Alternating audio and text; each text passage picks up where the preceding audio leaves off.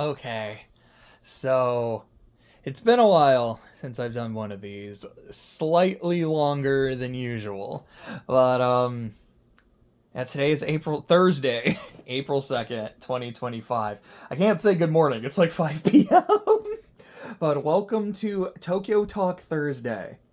That is not because I am in Tokyo, but I was in Tokyo last Thursday. I was actually in Tokyo from Sunday the 23rd, was it? I guess I technically wasn't there Sunday. Okay. I had a vacation and I went to Tokyo. And it was from Sunday, I believe the 23rd, might have been the 22nd, is when we left. We got to Tokyo that Monday night. And we left on Tuesday the 31st. Because I specifically remember this because of how weird it was. We left at about maybe 10:30 a.m. on the 31st. We arrived back in the States at 8:30 a.m. on the 31st. Which is just weird. And that was Tuesday, so that was a couple days ago. I mean, I'm not gonna lie, it's not like my sleep schedule is normally healthy. Like, the first few nights, I was only sleeping a few hours, which is kind of normal for me, unfortunately. But, like, to kind of go over the last few nights, like, no, I'm going to talk about the whole trip. There's a whole lot I have to talk about. You can see how long this video is. I have no idea yet, but I can only suspect it's going to be, pretty lengthy. Because, So, sorry, I was trying to remember shit. So the flight back was about 12 hours. So, like, the first Tuesday, which was the plane rides, like waking up, getting ready to go to the airport and all of that, I didn't really sleep on the plane. Maybe, like, intermittently, if, like, for a 20-minute interval here or there, but not, like, substantial plane sleep. And then when we got back to the States, around maybe 10 o'clock or so, it hit me like a ton of bricks, and I got super tired. I could, like, barely function. I kind of slithered and waddled my way. Shambled, that's the right word. I shambled my way onto the plane. I was ready to sleep, and then a kid just starts screaming. I'm like, well, there went that idea. So I get home probably around, like, 1:45, 2 o'clock-ish. I'm like, I am so tired. But I need to unpack. I need to, like, eat something. I've got gifts I need to deliver. So, one thing leads to another, and I don't go to sleep until, like, 2 a.m. And I turn off my alarms. I'm like, I'm not going to work the next day. I need to sleep. I need to rest. And when I get up, and I check my phone, I'm like, all right, what's the damage? We talking, like, 10 o'clock? Maybe, like, noon? 2 p.m. Nah. Like, I did not just sleep for 12 hours. And that was no April Fool, and I slept for like 12 hours. And then last night, around midnight, I took like half a melatonin to try to sleep, and I was up at like 3:30. And I've been up since like 3:30, 4 o'clock-ish. Oh, you gonna come join the video, bub? You wanna come sit on my lap? That's okay. Yeah, he missed me, and I missed him too. Oh, what is that? There's some crud on your back. Hey, he's a good boy. So that was kind of the basic itinerary of the trip back and my sleep schedule. But before I get more into the... Oh, sorry, I think I bopped your ear. The specifics of what I did in Tokyo. I do have to kind of talk about other stuff, because this is a CTT/RTT video. I guess it's now a triple T video. Which I will say, but my plan was I wanted to do one last Thursday in Tokyo, but even if it didn't get uploaded till like Monday, unfortunately, I just kind of never had the chance to do it, and part of it was I need to make sure I conserve my battery when I'm out. Part of it was there was a day in Shibuya where I was like, okay, we're going to go to like Shibuya Sky. I'm going to do it there. And even it's going to be super short. Like I'm going to do a Tokyo Talk Thursday. And then like the Sky Deck was closed, or like it was sold out, not closed. I was like, well, there went that plan. Like, it's even kind of started raining a bit, but I was going to do it in the rain and just never really had that chance as it went on. But, to my point, going over the past couple weeks, non-Tokyo stuff. I had mentioned I was playing a Leaf Green Nuzlocke. Definitely past tense was. That ended so quick.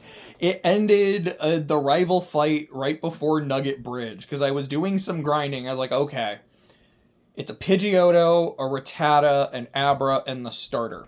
So Pikachu's going to be doing a lot of work here, because he's going to start, and he's going to take care of Pidgeotto.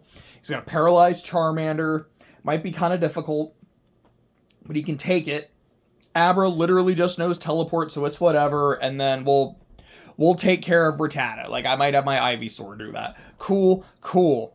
And it just went to shit immediately, because Pidgeotto was way chunkier than I was expecting, where I'm like, alright, Pikachu, Thunder Shock! And I'm, maybe not gonna one-hit KO, but it's gonna do damage like that. That did not do that much. That's like a 3, maybe 4 hit KO. And this thing's quick attack is doing a lot of damage. Ooh, big oof. So by the end, it came down to my Magikarp and his Abra. And all I could do was splash, and all it can do was teleport, and I have 5 HP left and no healing items. I'm like, okay. So number one, I'm not doing this. I am not doing a splash teleport PP war so we can get to struggle. Because he also still had his Rattata in the bag. I was like, even if I somehow win this, then I have to deal with the Rattata, which will just kill me. I lose. Like, I scoop. And then I was like, alright, well, the Nuzlocke's over. I guess I'm just going to play Leaf Green for a bit. And I played Leaf Green for a bit. And then, went on my trip. I was like, I'm not going to bring my Switch. If I'm playing my Switch, it means I'm not out enjoying Tokyo. And I kind of want that to be just I'm at the hotel or the airport. And, if I'm at the airport, I can be reading. Quick pen. But, I don't really want to do that, so I didn't bring it. And I don't really have a desire to keep playing Leaf Green. Because here's what I'll say, from the little bit I played, I was having fun, but once it was time for, okay, a rival fight's coming up, I gotta grind, but I can't, go, fight trainers and whatnot. I was like, oh, I forgot how grindy Pokemon can be without the XP share. Because the XP share, you can get over-leveled very quickly, which takes out the challenge. But here, the biggest challenge was my patience. Because I'm I could keep grinding and get to a better level before I fight my rival, but I don't want to do that because I'm already getting bored, and I can feel how this is gonna feel like I'm wasting my time. And I'm sorry, after Octopath 2, which was not a waste of time, it was phenomenal, but it was also 80 hours? I didn't even do the Gold Era shit, because I ended up going on my trip. I'm this was really fun, but it was long, and that was almost right after Trails, which was 90 hours. Actually, I think for me it did end up rounding up to 100, which was really long. I'm I don't want to do this, so I'm just gonna fight the dude and come what may. And I'm not gonna finish that sentence the way it was in my mind. I don't like it, but he ended the run, and it is what it is. Taking the pin out, I was talking about. I was I could be reading, so I read Fellowship of the Ring. I was listening to the audiobook during Octopath 2, and then it got taken down from YouTube. I was well, that sucks, but Clay just has the books. And I realized I could take those on the trip, and I could read at the airport, on the plane, if I'm chilling in the hotel for a bit. So I read through Fellowship on the flight over, and I made progress in Two Towers. Every now and then I'd read a little bit when we were just chilling at the hotel. And on the way back, I read through most of Aragorn's half. There were points where I'm I've read a bit. I'm just gonna sit and chill or try to go to sleep or just listen to music. But I've read through Helm's Deep. We're now in Isengard. I think I have 2 chapters left in Aragorn's half, and then it'll be Frodo and Sam and Schmeagol. But you know, I don't know how quickly Schmeagol joins. I would assume like chapter 1 or chapter 2, but anyways, that's my progress there. Short version, what do you know? It's Lord of the Rings. It's really, really, really, really good, and I've really enjoyed it. There are definitely parts where I'm like, I think I like this better in the book, and other parts where I'm like, I think I like this better in the film, and other parts where I'm like, this is, I don't know what the right term for it is. Or it's like, this is pretty even. It's like, I'll be honest, one of those for me is Frodo. I very much understand why people prefer book Frodo, and I will not fight them on that. But there's elements of movie Frodo, or essentially what it comes down to is I like that book Frodo is a more active character. Like, he gets stabbed at Weathertop, and then he is, like, trying to stab the Witch King, and, like, it's awesome, dude. But he doesn't feel nearly as innocent and nearly as vulnerable as movie Frodo, which I think, to me, just makes the manipulations of the ring more, like, it feels more impactful. Not to say it doesn't work in the book, but it's one of the things I kind of like about movie Frodo more, but I'm like, book Frodo rules. One thing I like more in the books is there's a lot of singing. Like, it's basically poetry. Like, people will compose songs. Like, after Boromir dies, Aragorn and Legolas, like, almost immediately come up with a song, and I'm like, that's so sweet, and I love this. But then you've got my boy, Tommy Bombay. That's what I call Tom Bombadil. I just make him a goofy nickname. Like, I don't hate this, but I'm kind of glad it's not in the movie. And then Boromir's death is handled way better in the movie, I think, than it is in the book. But then you've got, like, Lothlorien, which is handled way better in the book than it is in the movie. Like, all the stuff with Gimli and Galadriel, like, I don't remember this in the film.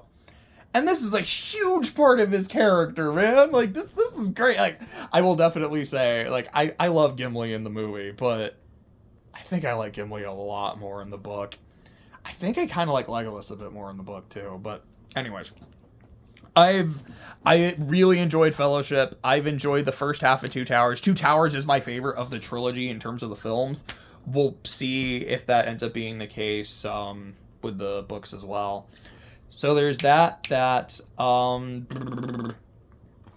I'm on the subject of games. So I think I mentioned this in the last CTT. That was a few weeks ago. Maybe not. Maybe it was something I intended to bring up in the next one, but didn't get a chance to. Is that Jose and I have been playing through Kingdom Hearts 2, which he was like, dude, I didn't play it while you were gone. Less than that's our thing together, and more of, yeah, I was just playing Death Stranding, because I was like, dude, if you want to play Kingdom Hearts, go for it. But in addition to that, we are also watching Friendship is Magic, because Jose is interested enough, and I'm always down to rewatch that with a friend. I'm always down to rewatch that full stop. With a friend is like in parentheses. Like, that's an added bonus. So he did watch a lot of that when I was gone. He finished season 1 and got, I don't know, maybe like halfway or so through season 2. And yesterday he finished season 2, started season 3. We watched a few episodes of season 3. He was watching Magic, like, he just started Magic Duel when I headed out. I was like, yeah, this is one of my favorites. You're gonna like this one. That's really fun. That's enjoyable. And in terms of Kingdom Hearts, like, we finished Twilight Town the second time. Did Halloween Town the first time, and we had just gotten to Pride Lands when I left. And then after that is Hollow Bastion the second time, and Space Paranoids. Which means you technically get access to the Cavern of Remembrance, and oh boy, that's gonna be rough. Dude, the freaking cars. I hate the car art so much, dude. They're awful. Well, that's going on. And Clay was saying yesterday, because he finished the Fatal Frame 2 remake, he's like, okay, I'm not gonna lie, like, seeing y'all play Kingdom Hearts is kind of giving me, like, a Kingdom Hearts itch, and I never played Remind, and I never did the data fights in 3, so I think I'm gonna play 3, so I've grabbed my copy, I'm gonna bring it over to him later. I have an itch to play something too. It's not Pokemon. Although I definitely had that for a bit. And, like, some of my friends, like Wyatt and Chris and Tyler, like, they're playing through Pokemon. Like, they played Leaf Green, and they were playing BDSP, and they got through most of the way before, like, okay, I'm kind of bored. I'm gonna stop. And I know... Oh! Actually, real quick, that reminds me. Wyatt said he wanted to borrow my copy of Arceus, so I'm gonna go ahead and grab it and find it. Where's Arceus? There it is. Oh, let me make sure it's actually in there. It is. Where are you, Chief? Hi, Mom. Hello again. So, he had said they finished Fire Red and Leaf Green, played through a good chunk of BDSP, but didn't like it. He was somewhere in the middle, maybe 2/3-ish through Shield when I saw him yesterday, day before, when I saw him the other day. So he's probably going to finish that pretty soon. He's like, I kind of want to get back into Scarlet and Violet, but I know he's also going to be doing the DLC because he had mentioned that he had done some of the Isle of Armor already. So I don't know if he's like finished Swish and is now doing like Crown Tundra or something. But he specifically said he wanted to borrow Arceus, so I just got my copy ready for him. My itch is not Pokemon. My itch is not Kingdom Hearts, although it is, because I'm playing it with Jose. My itch is something else entirely. Here's a hint. Oop, boop, boop, boop, boop. Oh, man. I have been on a, like, massive Danganronpa kick lately. And part of that is because, like, 2x2 was coming out, and I'm really excited to play it. And part of it is because with 2x2 coming out and me being excited, I've been just kind of, like, watching some Danganronpa videos. Like, one of my favorite Danganronpa videos of all time is the... It's the freaking Augustus Gloop scene from the remake. Well, the Johnny Depp version, the Charlie in the Chocolate Factory, not Willy Wonka in the Chocolate Factory, and it's like Augustus Gloop's execution. And that scene works so well in the context of a Danganronpa execution. It's just like playing the music. I think it's specific. Is it as he's spinning that you hear the like, it's so well, and the way everyone just like sits there and stares without really caring or trying to help. It was like, yeah, this is a chapter 1 execution if I've ever seen one. It's perfect. So there's that. We'll get to this in a bit more detail, but I met Monokuma when I was in Tokyo, and I'm like, this is even better. And it was the day I specifically was like, I'm gonna wear a Hawaiian shirt today. I'm like, Danganronpa 2's on an island, and I met Monokuma promoting Danganronpa 2 while wearing my island shirt. Like, this is perfect. Which just made it worse. And then my brain was like, okay, I want to theory craft hard about 2x2. Like, what is my prediction about who's going to live, who's going to be a victim, who's going to get executed, and then, like, what chapter? Like, how do I do this where I make something that feels coherent and makes sense without anyone, like, dying in the same chapter or having the same status? And I was kind of messing with that, and I'm like, it's been a while. Like, a long while since I played 2, or like I watched a playthrough of 2. And I was just kind of like reading about the characters and kind of getting back into it, like, all right, trying to remember everyone's person. Because I remember what happens to everyone. I remember everyone's fate. And I remember like most of like the big game twists. I'm like, it's been a while. And I've got that craving and I got that itch. And I do have the collection. So earlier today, I haven't started it yet, but I decided, yeah, I'm just gonna go ahead and play Danganronpa 2. Because I didn't really plan on playing the remake. I mostly planned on just doing the 2x2 scenario. So this kind of works for me. It's like, yeah, let me just go ahead and play it. I can kind of get that itch scratched, but I can also go ahead and whet my appetite for the remix scenario because I just played the original. And because I know Clay is going to be playing the remake specifically, that'll kind of give me like, okay, I'm fresh on the original, and now I'm seeing how the remake is doing things. I'm really excited for that. I think it's going to be fun. So yeah, I expect to start Danganronpa 2 tonight, tomorrow, soon-ish.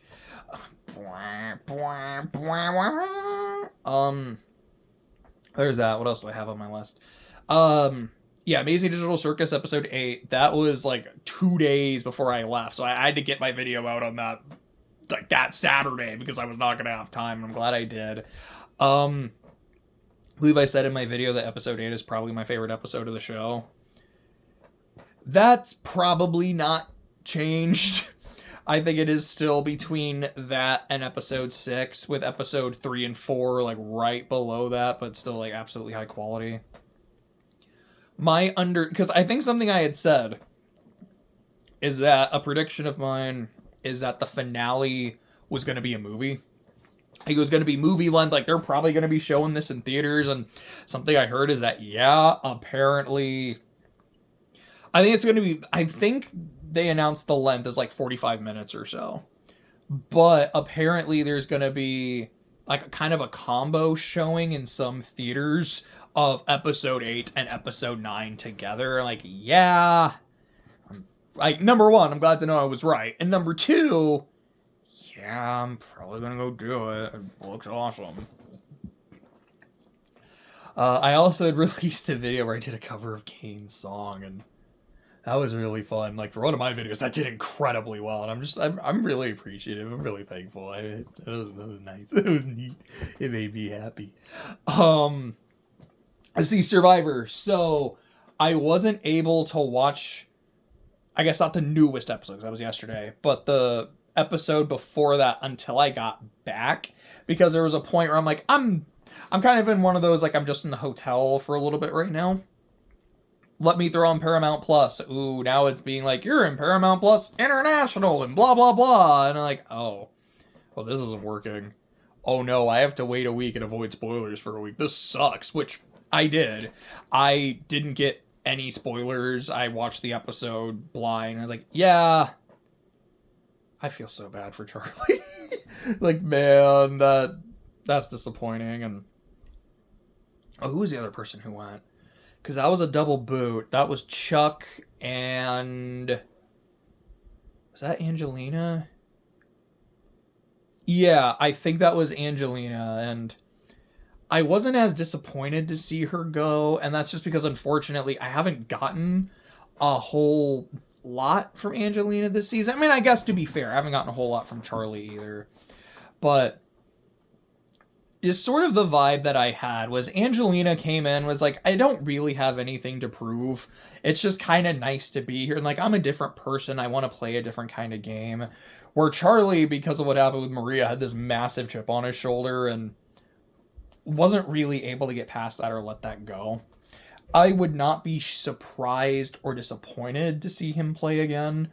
And we'll see like what his 3-season arc looks like, but it was kind of unfortunate. But I watched the newest episode this morning. It was at like 5 when I was awake and watched Survivor. I don't really want to do a whole thing because I haven't started talking about my trip yet, and that's going to be long, y'all. But they did that thing where like, hey, you're merged, but actually not, because now we're going to divide you into multiple tribes, and all of you are going to go to tribal council and blah, blah, blah. And I've been very, very, very critical of that every season of the new era because I hate it. And the reason I hate it is, why would you put everyone together, be like, okay, you're merged, then to just immediately split them?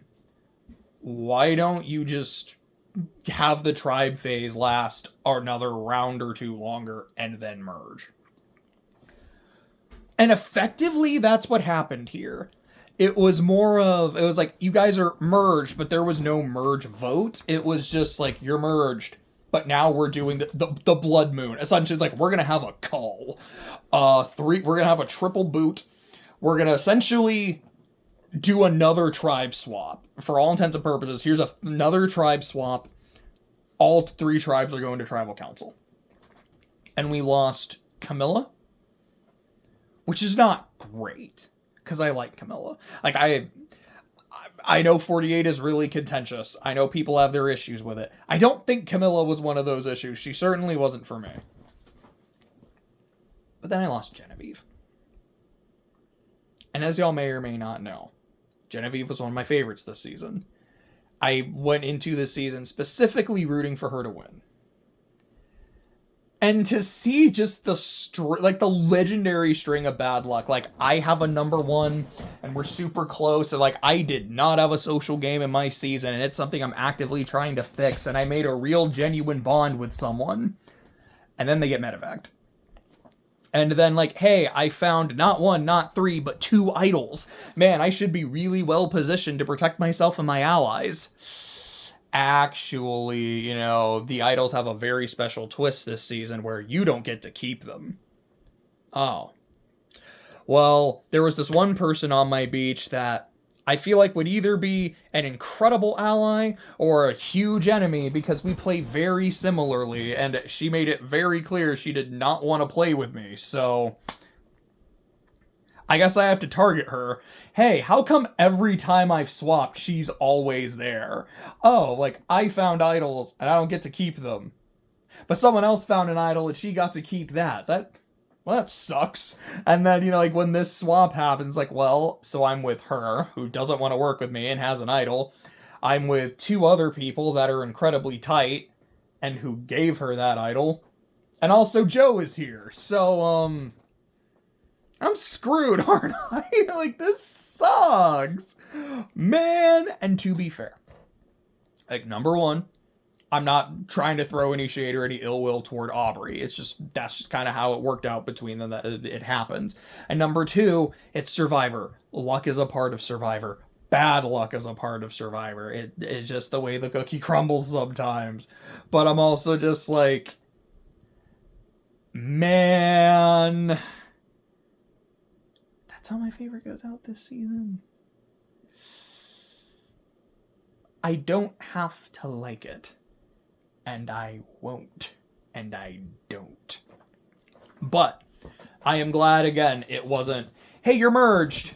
Okay, now that you've had a proper merge vote, now we're going to split up and blah, blah, blah. I like that for all intents and purposes. Like, yeah, we're just doing an extra tribe swap because I like tribe swaps. This can happen, and, like, my favorite can get swap screwed, and I don't like that. But I think swaps are, like, a completely fine, non-bullshit thing to happen in Survivor. But then we lost Colby. And Colby didn't even get to vote. And that's something I don't like, because I've been critical of that too. I hate the constant lose your vote, play for your vote bullshit. But, like, man, that sucked.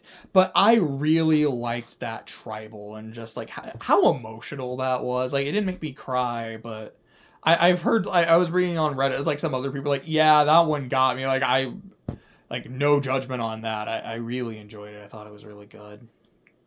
But now we're officially in the jury phase, and there's 14 people left. So we're going to see kind of how quickly we start flying through them, but I'm like, man, this is, it's been a bit of a bloodbath. So that's Survivor. The Mario Galaxy movie. I watched that yesterday. I have my notes on that. That I'm definitely going to do another video on. I might just record it tomorrow. Maybe today. Probably not today. Probably tomorrow. Short version. That was certainly a movie. And I'd be... Sorry, I just saw my Pikachu. So, I have this big, like, Pikachu clock thing that I've had for years, and it's just neat. And he's wearing this Clippers hat because I had a friend in law school who was, like, a huge Clippers fan. It still is. And, like, he had season tickets, so he took me to a game, and, like, yeah, I got to have, like, a cool fan experience. Like, I got some free stuff, I got a free hat, and I'm like, look, I'm not a Clipper fan, but I'm not gonna throw the hat away. So it's just, like, on the freaking Pikachu. I just saw him in the corner of my head, he made me laugh. I love it. My point. What was my point? I was talking about Mario. So it was, I guess it was thematically related. It was Nintendo. I'd be lying if I said I didn't enjoy the movie. I'd be lying if I said I didn't have a good time. I would also be lying if I said I thought this was a good movie. It's really messy with some of the character arcs, notably the lack thereof. What it really comes down to is I'm like, okay, so what's like Mario's arc or motivation or like emotional core? Because there was one in the first movie of him and his relationship with his brother, and he has to look after his brother. He wants to make his dad proud. Doesn't want to be seen as a failure in his father's eyes or in his own eyes. Like, yeah, it wasn't executed like amazing, but it was something. Here, he and Luigi like don't really have one, and like Yoshi certainly doesn't. Yoshi's fun, but like Peach kind of has one, but then there's a moment where like she has this huge character moment and it's kind of over before you really get a chance to process it, just so you can get some goofiness with Bowser and Bowser Jr. Let me just say Bowser Jr. is absolutely, I know I said I was going to do a whole video on it and I still will, but Bowser Jr. is easily the best thing in the movie. Because he has that, like, emotional core and motivation and everything, and it's, like, really good because one consistent element of Bowser's character is that he's a good dad who loves his son, and that's portrayed wonderfully here. And Bowser has an arc that, to put it bluntly, sucks. Like, it doesn't work. There's, like, no logical sense to it. It's pretty bad. But his relationship with his son is great, and I don't know, there's a scene where he's on a bridge throwing axes, and like, I want to see Bowser do that, so it's not a good movie, but it's like, it's fun. Again, I'll do a video later where I go into more specifics, but that's just kind of the basic. So, moving on to the next part of the video. It's still not the trip. It's March in review, because March is over. Last week would have been the last Thursday of the month, but I didn't do one. So, keeping it pretty short. Started Lord of the Rings about a book and a half in. Octopath 2. I think that was entirely in March. I might have started at the end of February. Yeah, like, I need to do a video on Octopath 2, because I absolutely love that game. I want to talk about it more. I have a tier list I want to do of just every chapter in the game. I don't know if the cross paths were on that list. I don't know if the finale was either, but at least the 8 travelers and their stories. I think that's a lot. That is a lot. But, oh gosh, because everyone has like 5 chapters except Throne A was 6, so that's 41. That should be like 8 times 5 plus 1. And then the cross paths, if that's on there in the finale. Like, that's a non-zero amount of stuff, but it's doable. I think it'd be really fun. I really love the game. I forgot about that. Well, I'll get to that in a second. But there's something I remembered. So, Isla, I did some work on it. I did a tiny bit during the trip. Not a whole lot, but just like a little bit here and there. So at least some progress was made. I put Orichalcum on NetGalley, and it had gotten some hits. And so I had, like, I approved pretty much anyone who wanted to use it. I've heard people say, it's like, no, you actually have to be, like, really draconian, like, pretty much try to get people that you think are really going to like your book because you want all the positive buzz. And, like, I get that. I'm like, my book's also... I don't know. I think I just kind of want eyes on it. And if they don't like it, they don't like it. But it will be helpful to know why. And I did get a review, and it wasn't positive. It was 2 stars. But it was another one of those that was essentially... I feel like nothing happened in a lot of this book. And it was very talky, and I wish there was more than just all this dialogue. But the ending of the book kind of ruled. And like I'm interested to know what will happen later, and like I'm kind of like this, like book one feels like it was just setup. Now that the setup has happened, I am interested to see what's going to happen later. And as I've said regarding other reviews of that ilk, I think that's 100% a valid take on the book. It was something I thought about while writing. I'm like, there's a lot of talking. This is a book where people sit around and talk. And if you're lucky, they will sometimes stand and talk. And yes, I'm being facetious. There is more stuff that happens. But that is a lot of it.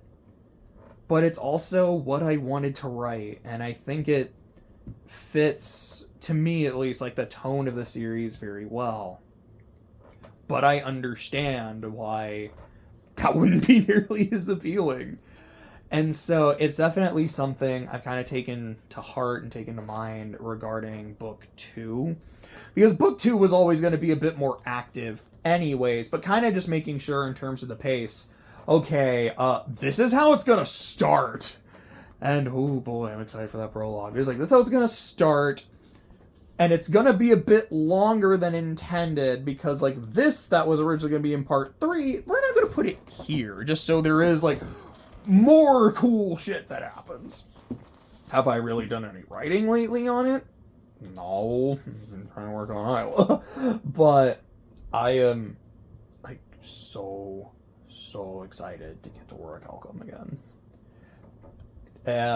I don't know, the only other thing really for March review is I spent a lot of time planning the trip and like trying to get all my ducks in a row to make sure I could go, and then I went and then I came back. So let's talk about Tokyo. Oh right. So I think before I get to that, I have to talk about the night before, because the night before I had this really weird experience where it's like I was at Clay's, I like did some stuff, I think I like talked to Jose, like said goodbye to Jose, and when I drove back, like I'm driving because I live out in the sticks and it's like, I don't know, midnight, 11 o'clock or so, it's dark, and I see a deer like off in the distance, so I have plenty of time to stop, and I do, it doesn't hit me, but I see this deer just like run across the road. I'm like, oh yeah, that's a thing that happens sometimes. Like, okay. And then I keep going. And I think as I was driving, the song, like, She Drives Me Crazy, Ooh, Ooh, is playing, like, as I, like, not really almost get hit by a deer, but in a sense almost get hit by a deer. And I'm like, that's kind of funny. Then I'm driving, and I don't know, maybe 2 minutes later, I see this shape, like, coming out of the woods. I think I see the rustling of the trees, and it's really close to my car. I, like, hit the brakes, and I'm like, I don't think I'm gonna make it. And I don't. Because a ding-dang owl just flat out my window down.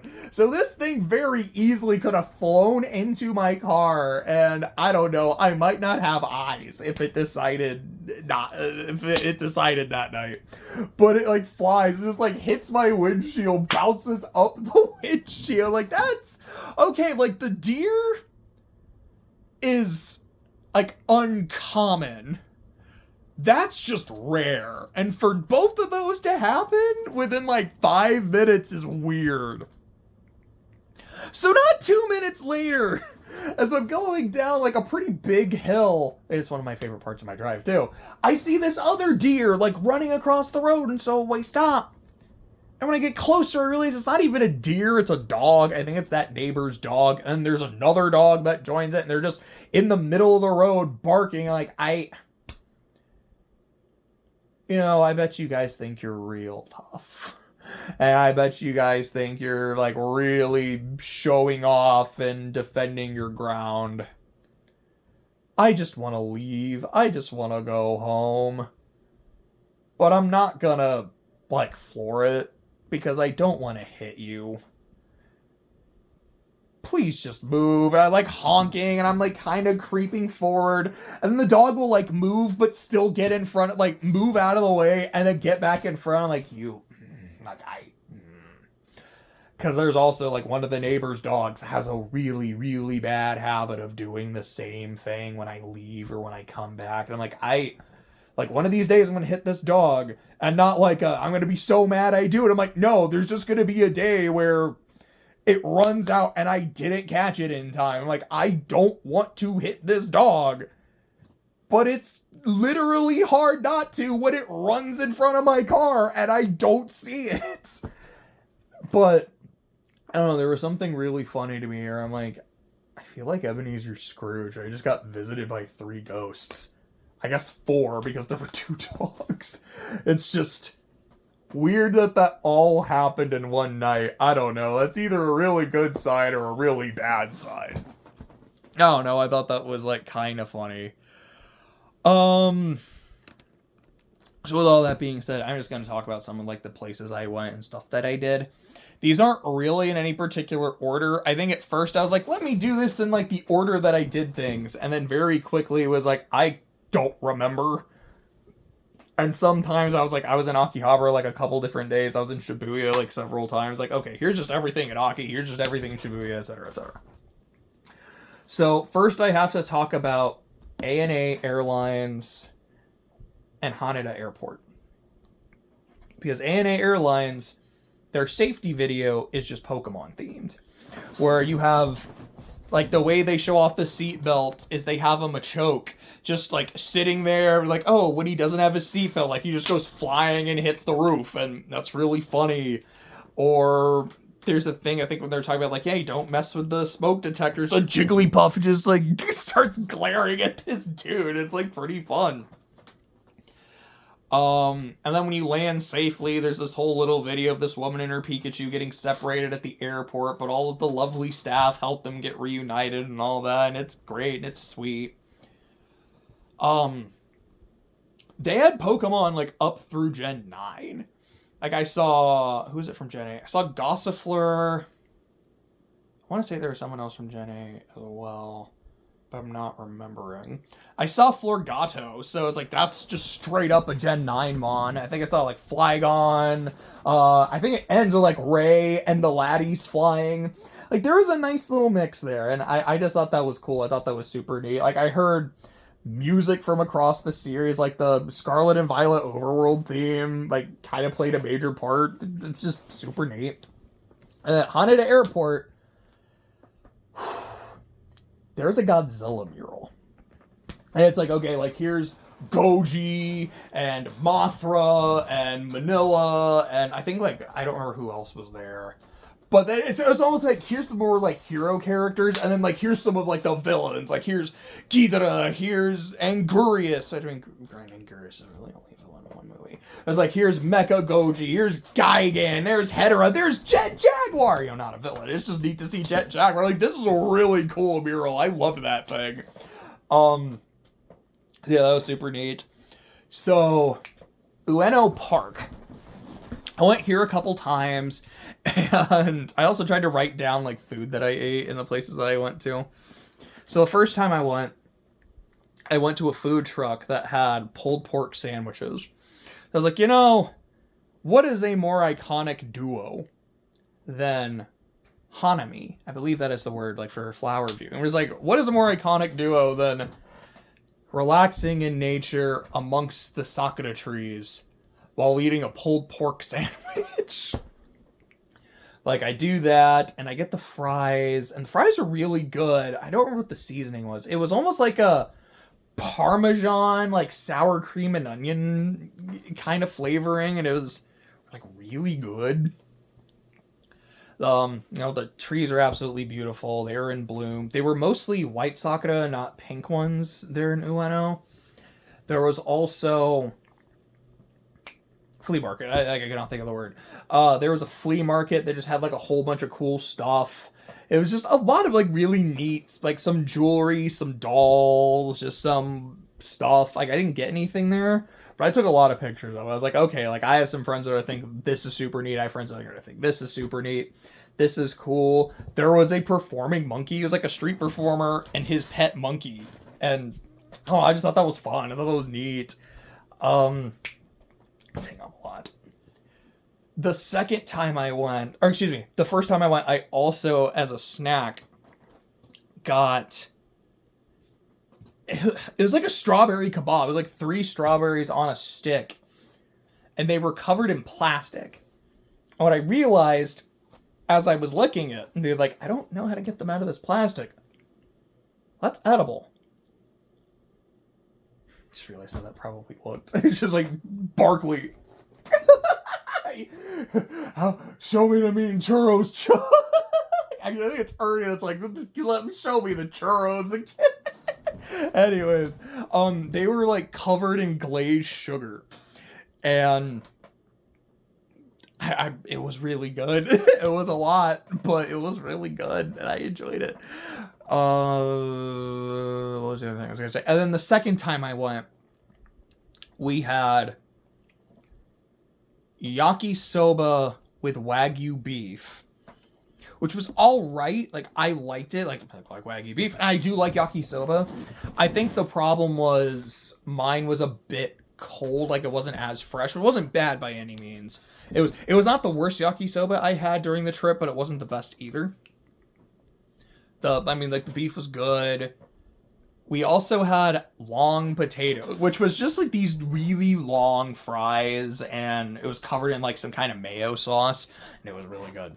They were also not structurally intact. Like, you try to pick one up, it would just bend. But Ueno was a lot of fun.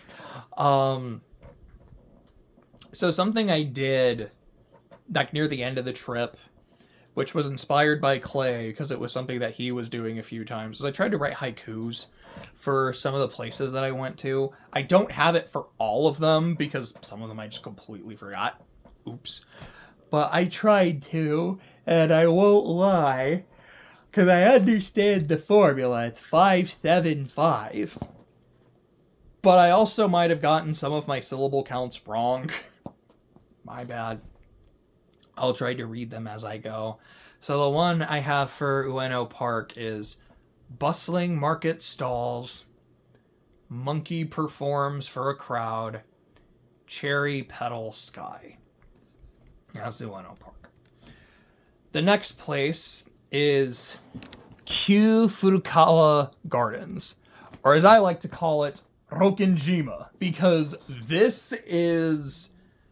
If you've played Umineko, you would recognize this place. Like, this is where the mansion is based off of, like, where the garden is based off of. I'm like, yeah, just kind of looking at it like, oh yeah, I've seen this place before. And I'm not gonna lie, it was super neat. It was just really pretty. It was very green. It was very lush in, like, some of these areas. There was this one bit I particularly remember where it was, like, these stone steps that led up to this... enclosure's not the right word. Almost like this clearing with all these like stones surrounding it. Like, this is really pretty. This is really cool. It was definitely giving me some orichalcum inspiration of like, oh, this is the thing I could put in Avalon, and I know exactly like where it would go, like physically on the island. I know like where in the story it would go, and like here's another little path like with a river or like with a pond. There's the guest house over there. Like, that is definitely the guest house where Olive is going to be staying when she's on Avalon and she's just living her best life. Boy, that bit is fun. Yeah, I definitely took a lot of pictures. And part of it was just this is neat and this is pretty and I would like to remember this memory. And part of it is, I'm going to need to consult this later when I do some orichalcum stuff. The haiku for this one was, stone paths find haven, roses bloom under shadow, careful of the thorns. Oh, that one's in the wrong spot. Sorry, I just realized because I'm trying to put the haikus under them, and Akihabara's next. I'm like, that's one of the Shibuya ones. That's incorrect. Let me put this here where it's supposed to go. There we go. Okay, so Akihabara. Look, man, I went to a lot of figure stores because that was the thing. I wanted to just like buy a bunch of, maybe not a whole bunch of figures. It's like, okay, I have some Holy Grail items and some other stuff that would just be cool. So what am I going to find? Am I going to find stuff cool? And if I do, is it affordable? Is it going to be way too big for me to bring back? I don't know. Let's find out. Like, I went to Ami Ami. I didn't go to Animate there. I went to the one in Ikebukuro, which is, I learned, it's not really a figure store. I went to Lash and Bang, and then that had like several floors on top of it. I went to a handful of just like secondhand stores that had a bunch of figures. Really good time. But I did find like a lot of cool stuff. It was funny because I went to this one store that was like secondhand, had this crazy collection. Things looked really cool, and there was this one figure there. It was Saber from Fate Zero, specifically Fate Zero because she's wearing the suit, and it's her on her bike, like holding Excalibur up. Like, that's the one. That is not like something I came here looking for, but I think that's the one. I was like, okay, how much is that? It's 19,000 yen, which is like $120. Like, that's a non-zero number, but like, okay. I'm on vacation. I kind of plan to, try to buy some cool stuff. I can do that, but I want to look at some other stores. Like, am I going to find something that catches my attention more than this figure, or will I find this figure at a cheaper price? I go to the place next door, and I don't see that Saber. I do see some of the figures from this store that I thought were cool at, like, cheaper prices. So I'm like, oh, okay, it's definitely not a bad idea to hold out. Because, like, yeah, price comparison is a good idea. Also, this is an early day, and I don't want to blow, like, a good chunk of my money already. So it was one of our, like, last 2 or 3 days. I'm like, okay, this is the day I'm going back to Akihabara. I'm going to try to make sure, like, I finalize getting gifts for everybody. Let's go get that Saber figure. She was gone. And I was so devastated. Like, this is what I get. Like, I did what I was supposed to. Like, I was patient. I saved my money. I was, like, comparing. Ah! And then, I found the figure on eBay for basically the same price, like, last night when I decided to look, so I guess I'm getting it. That's neat. But, like, I did that. I went to the Bamco store where there's just, like, all these gacha machines. There's just gacha machines everywhere. And I didn't play a whole lot of them, but I got some stuff. I'll show my gacha stuff later. I'll show all the stuff later. That was a cool thing. That was fun. I didn't get to see the Gundam store because it wasn't open when we were there. And the second day we went to Akihabara, I was like, all right, we just didn't have a chance to go to the Bamco store. I know Clay went later, and I know he got a lot of Gunpla he wanted. He was able to get some for Jose as well. There's... what does that say? Oh, that's Don Quixote. So I know I was able to finalize a lot of gifts at the Akiba Don Quixote. Shout out to that store. It was really helpful. I don't remember what the building is called, but it's the Arrow Tower. I went there with my good friend Billy and his wife, because Billy's like, okay, there's the store. It's the store. Like, how self-conscious are you? And I basically told him, like, look, I can kind of tell what you're hinting at. I can go in, I can look around like it is what it is. Clay did not. He's like, dude, I just don't even want to be in this store. I will wait outside. Like, I don't blame you. But I went in, I walked around, like, yeah, this is not for me, but it's an interesting story experience. But I went, like, I saw every floor. It was kind of wild. And then after that, oh gosh, after that was the volcano. So it was this Wagyu beef place. And the way it was set up was it looked like a mountain of beef over rice and like some cabbage and some sauce.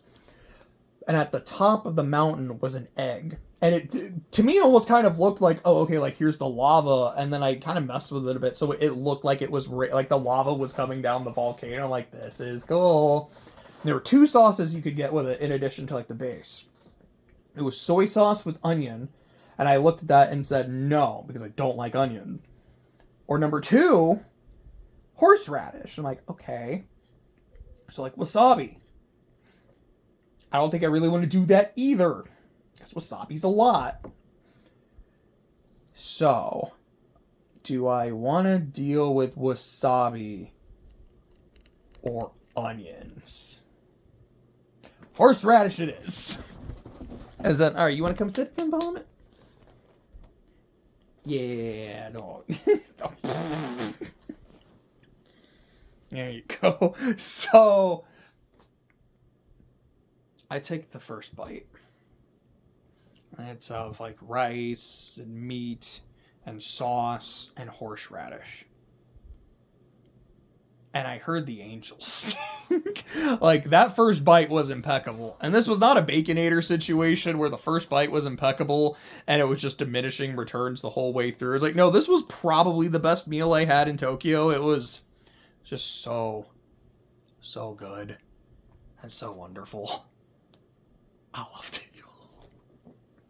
Also, the place was just really cool because, like, when you go inside, like, the actual place where you sit is, like, underground. So it almost felt like I was walking to a speakeasy, especially because they were just playing jazz music. Like, this has a really good vibe. This is neat. And it's delicious. And the presentation of the food is impeccable. Yeah, this is like a 10 out of 10. Let's see. I talked about Bike Saber. Oh, that's right. A Big K. I don't remember what the store is called. Like Kotobukiya, I think. I just refer to it as Big K. So another place I was able to get some gifts at. It was like the only place I could find Trails merch. No, there was one store where I saw like an Elisa figure, and I think that was it. But it was basically the only place I could find Trails merch. And there was this one thing, and I saw it. I was like, okay, I know I haven't been spending a lot of money yet. This is going to break me. I'm getting that. And it was a wall scroll of Ren and Louvet. Now, I love it. This is beautiful. This is perfect. Of course it's sold out and I can't get it. I also just didn't see any of, because Big K is the one that does the, Trails figures. And at least on that first floor, I didn't see any. It was just the acrylics, which is not something I'm super crazy about. It wasn't until I went another day and I went up to the next floor. I was like, oh, okay. Never mind. They do have their Trails figures. She's looks cool. She looks really, really cool. She's also sold out and I can't get her. That's... I was like, no.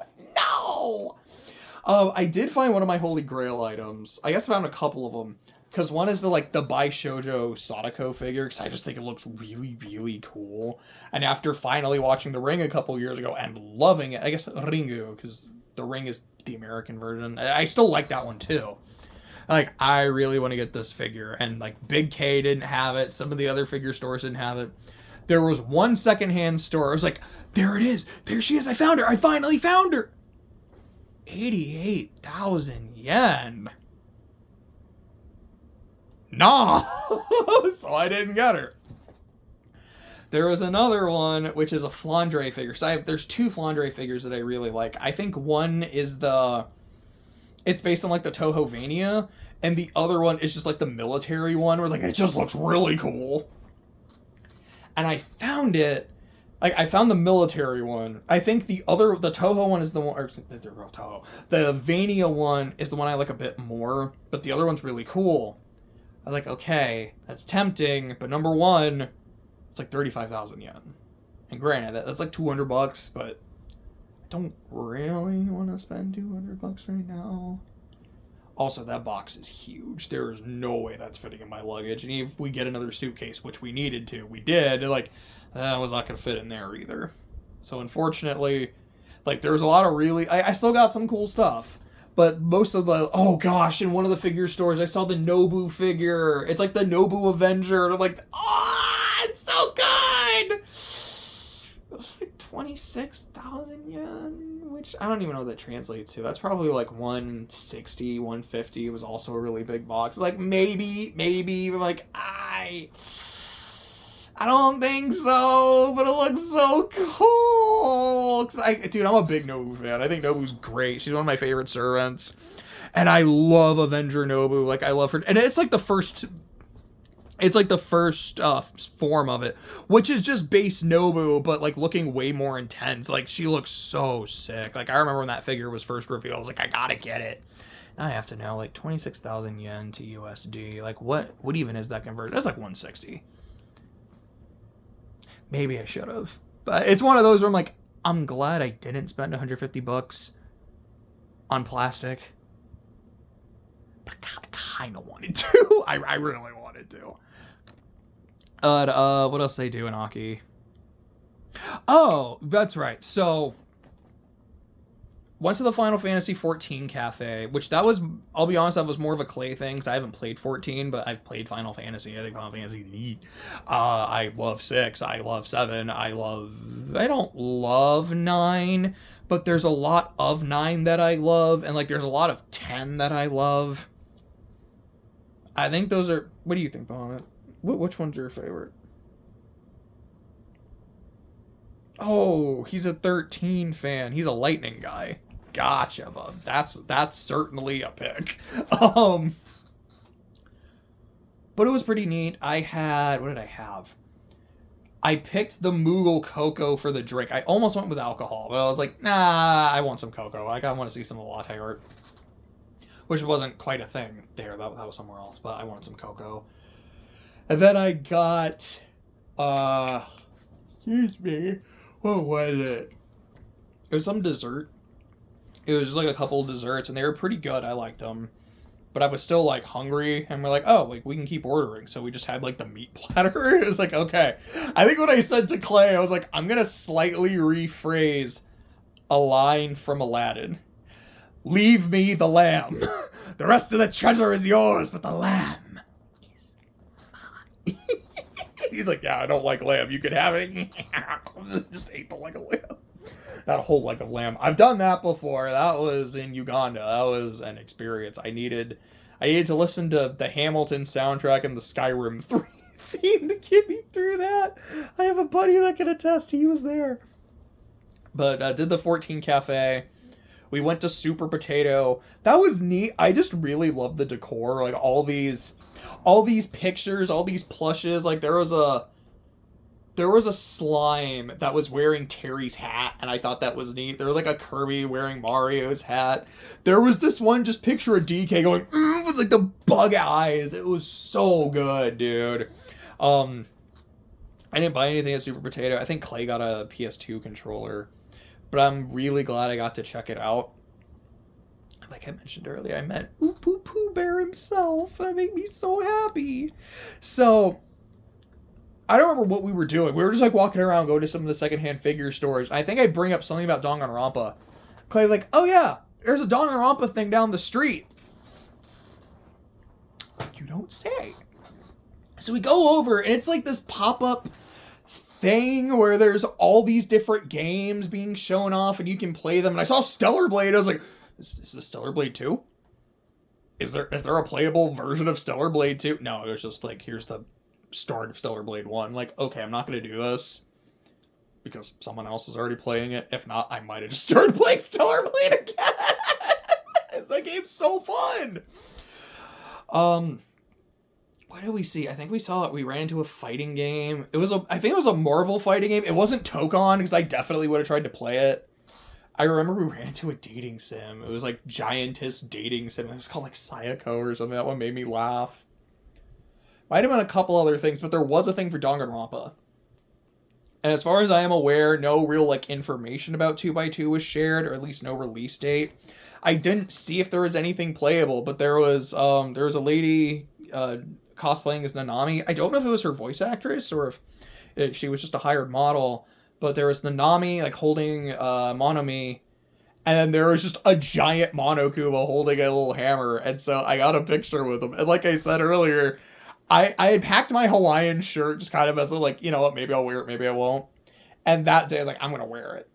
So the fact that, yeah, I get to wear my island shirt when there's a Danganronpa 2 event, and I get to take a picture of Monokuma where I'm doing, like, the oop, oop, oop, like, it was great. And that was one of my favorite parts. So that was Akihabara. The haiku.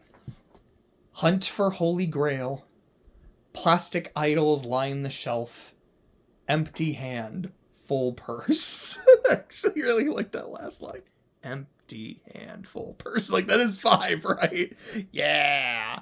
Okay, then we have Shibuya and Harajuku, and I've combined them because I know some of this was in Harajuku, but we got there just walking from Shibuya, and then we walked back to Shibuya, so they kind of felt like one experience to me.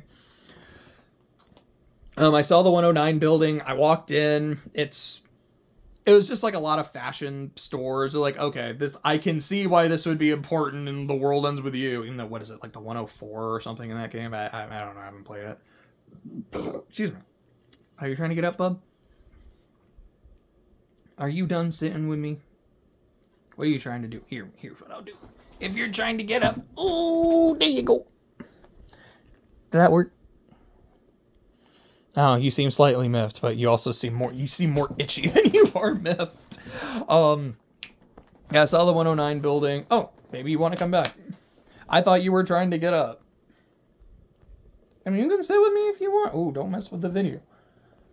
We're like a whole hour in. I'm not going to restart.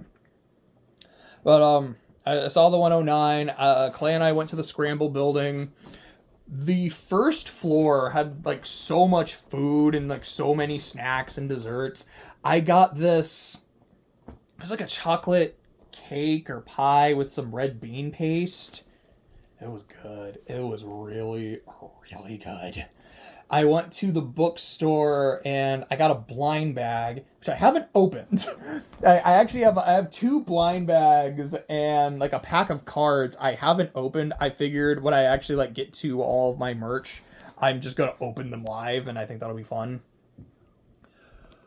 Like I said, I think earlier, I wanted to go to the Shibuya Sky, but unfortunately it was unavailable that day, or like I said, it had actually been sold out. So I didn't get to do that. I do remember one of the stores in Scramble I believe it was called The Shop. And I was like, oh, dude, like I found The Shop. Or it was The Shop or The Store. And their merch, I remember seeing a bag that just had the word The on it in all caps. And it was one of those I kind of like half thought of like, maybe I should get that. Just because I think it's funny. And I didn't. And I almost regret it, like not super, like that would have been kind of funny. Like I went to the crossing, and part of that is like, oh yeah, I went to go see, and part of it is I had to cross the street. Like, yeah, I went to the Shibuya crossing. And I'll say the first, because I think I used it thrice, and the first time was just kind of was that it? Like, I don't know, I always thought it'd be like bigger and more busy. Yeah, I don't know, that was kind of okay. And then I went later in the day and was like, okay, this did feel a bit bigger. Like, nothing crazy. Not as crazy as it always seems to be, like, with the way it's shot in movies and whatnot, but it was pretty neat. And then I went at night on a different day. I was like, okay, this was crazy. Like, this was the Shibuya crossing. That's pretty cool. I also, like, at one point I saw the Hachiko statue, and that was pretty neat because he's right by the station and right by the crossing. But that night, I did some karaoke. And specifically the song I did was Sweet Child of Mine, because I think I can do like a relatively decent Axl Rose. Oh, sweet child of mine. Oh, sweet love of mine. And like I did that the entire time. Like I had a lot of fun with it, and the group I was with, they had a lot of fun with it too. But there was this wall. It was this mural of indie game characters, and I didn't recognize all of them. I saw Sans Undertale and Papyrus. I don't know her name, but the girl from Yume Nikki, the boy from Omori, the cat from, what is it called? Like One Chance. I'm not sure, but yeah, you might know what I'm talking about. I saw Ebe, Mary, and Gari. I call him Gari because it was spelled with 2 R's. Like, I saw them from Ebe. There were some other games that I don't think I recognized. There might be someone else that I recognize. Oh yeah, and then Hornet and the Knight from Hollow Knight. But there was just like this wall of indie characters, and there were signatures by, and I'm like, oh, I think these are the actual creators, like, who stopped by and like signed their stuff. That's really, really cool. It was actually one of my favorite things I saw in Japan. Like, I just think this is super awesome. So we did that, and then, like, that day that I spent in Shibuya, at least that first day, we went to the Pokemon Center, but not actually, because we didn't go into that Pokemon Center. We did a bunch of the other adjacent stores there and did a couple other different centers. We did the Nintendo store, the Goji store. The fact that there was a whole ass Godzilla store made me so happy. But the Goji store, there was the Jump store, which I just like couldn't navigate or breathe in because there were so many people. There was the Sega store, the Capcom store. The floor below had like an Ava store, some other like pop-ups. Y'all, there was a JoJo store. I didn't get anything at the JoJo store. Like, I looked around, like, I think I'm good. Dead ass. I walk in, and probably within the first, like, 30 seconds, I hear some, like, dialogue from the anime. And I know exactly what it is. Because I just hear, Kana Diada! I'm sorry, it's scared my. I'm like, I am like, hearing Dio's death throes almost immediately walking into the JoJo store. They understood the assignment. This was amazing. I really liked that one. It was earlier that day. I think this is more in the Harajuku part, because we walked to a place that is called Henry's Burger. And it was Wagyu beef smash burgers. They were really good. I liked the burger a lot. I think what I had said was I liked the texture more than the taste, because I loved just how crunchy it was, but the taste was nothing to scoff at. It was really good. This place exclusively played Michael Jackson. I'm not complaining about that. I love me some MJ. But, just, what is it? Michael, I'm liable to go Michael. Take your pick. Tyson, Jackson, Jordan, Game 6. But, it was just Michael Jackson, but it would often not be a full song. It would just be like a remix or a mashup. Like, okay, like here's part of Beat It, and then it goes into part of, like, I always feel like somebody's watching me. Which is a song that always bothers me, because I listen to it, I'm like, that's Michael Jackson. I know that voice, that's MJ. Who's Rockwell? Like, why are you saying someone else did? And it's bothered me for years. I'm like, am I just mishearing it? Like, did he go by another name? Like, oh, okay. He's just uncredited in the song, but he is in the song. Like, no bullshit. I'm like, okay, this validated something that's bothered me for years, and I'm glad. But I liked the food, and the unexpected Michael Jackson atmosphere was really cool. Speaking of Michaels, I found the Jordan store, and I didn't get anything, because like, I wasn't really in the market for anything, but it was neat to walk around and just see like all the Jordan shoes. Like, there was Luka's shoe. That was the only one I really recognized, because like I saw his name on there. And his jersey, like a bunch of Lakers stuff. There was this one shirt that just said, "We love the hate," and I think the O in love was a basketball. I thought that was super neat. There were these like Brazilian jerseys. I think they were like soccer jerseys. Like, this is cool. Like, I don't know, if I was from Brazil or like I repped a Brazil team, I would definitely get one of these. This is super neat. And there was a store next to it. Okay, I think Space Mart was right next to it. Like, I gotta go into Space Mart. I gotta know what this is. Like, can I buy the moon here? It was close. I couldn't go into it, unfortunately. But there was another store. It was a toy store. It was called like Hot Toys. Like, okay. This either means this store is gonna be fire, or it's gonna be the most uncomfortable store I've ever walked into. Oh my goodness, my phone is at 5% battery. I am not gonna get this finished. Tell you what, I guess I'm just gonna end it here, and then I'll do part 2 later, and that's where we'll figure... Oh, wait a second. Hold on, maybe I can plug... No, I don't have my charger with me. That's somewhere else. Ah! Okay, I guess I'll just have to finish part 2, and you'll have to sit and wait to find out if it was an uncomfortable toy store or a really cool one. It was a